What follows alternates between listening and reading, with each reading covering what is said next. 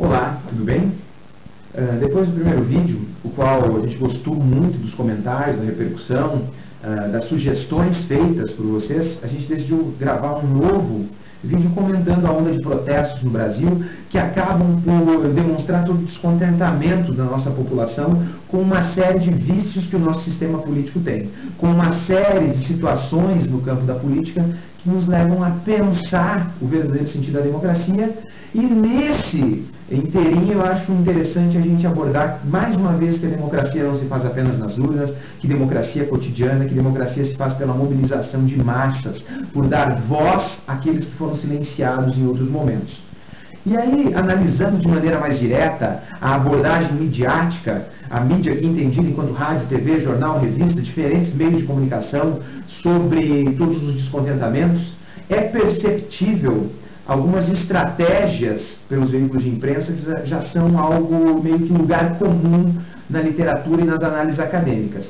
A gente percebe que logo que os movimentos estouraram, questão de 2 semanas antes deles ganharem as ruas do Brasil como um todo, a mídia se utilizou de uma estratégia muito conhecida que é o silenciamento. Ou seja, não noticiava praticamente nada, as notícias eram de maneira bastante sucintas, discretas, tentando silenciar a existência do movimento. A partir do momento que este movimento é silenciado, quer dizer, ele não existe para o grande público, fica mais fácil de controlá-lo. Seja por meio do aparelho repressivo do Estado, seja por outros mecanismos. Todavia, devido ao advento da internet, as redes sociais, podemos observar que estes movimentos tiveram uma vazão muito grande. A noticiabilidade deles explodiu de uma maneira muito rápida. Aí vem a segunda estratégia dos veículos de imprensa, que é o quê? A satanização. Ou seja, vamos desacreditar este movimento.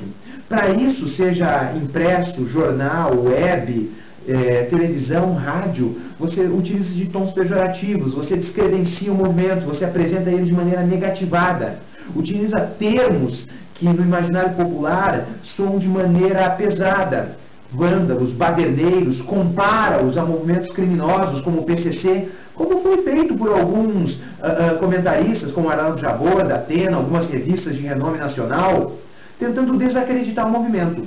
Só que, mais uma vez, a angústia de uma população que vem sendo cada vez mais explorada, oprimida por um sistema político ultrapassado que beneficia, privilegia apenas um grupo, falou mais alto. A comunicação via web, as redes sociais fizeram com que esse movimento explodisse, que esse movimento ganhasse um boom a nível de Brasil, ganhasse as ruas das cidades, fosse para fora do país para externalizar o descontentamento. Impedidos de silenciar e de satanizar, os veículos de imprensa agora tentam uma nova estratégia, que é a cooptação. Começam a fazer abordagens mais brandas, abordagens muito mais amenas, apenas às vezes em tom jornalístico, de valorizar o protesto, mostrar que está do lado da população, que é contra a corrupção. E ao mesmo tempo, nessa cooptação, esvaziar os movimentos de seus significados. Como? Atribuindo razões que não são suas próprias. Muitas vezes tornando os protestos algo mercantilizado, tornando os protestos um produto, que é o que a gente vê quando modelos vão para a frente da Assembleia Legislativa em roupas de protestos, camisas pichadas, rasgadas, lenço no rosto, fazendo um ensaio fotográfico. Quer dizer, você tira o significado real. Quando blogs de moda, revistas de moda, como a própria Glória Calil no seu blog, começa a lançar moda para protesto, como se vestir para arrasar nos protestos. Quer dizer, isso acaba por ter também vazão, e muita gente absorve isso, e não é esse o foco. O foco é protestar por mudanças nessa estrutura carcomida, ultrapassada, essa maneira vergonhosa de se fazer política. Então aqui a gente percebe que muitos já absorveram, muito preocupados com qual frase original ou de efeito ou engraçada vai escrever no seu cartaz. Não é esse o foco. Outra coisa, que roupa eu vou usar no protesto? Muita gente está mais preocupada em botar um hashtag partiu protesto do que realmente entender a política no Brasil.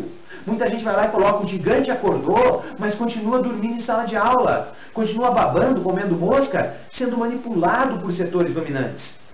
Outra coisa, muitos estão mais preocupados em atualizar a foto de capa no Facebook com uma imagem sua no protesto, com a mascarazinha do Anonymous, do que compreender as relações de poder no Brasil.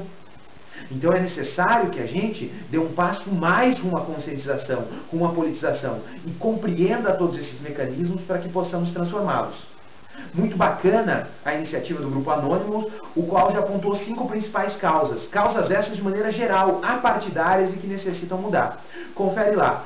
Galera, apenas um abraço, espero que a opinião tenha servido de algo. Caso discordem, por favor, comentem, por favor, aleguem suas opiniões, porque isso é um espaço democrático. E democracia se faz na contradição, no embate de ideias.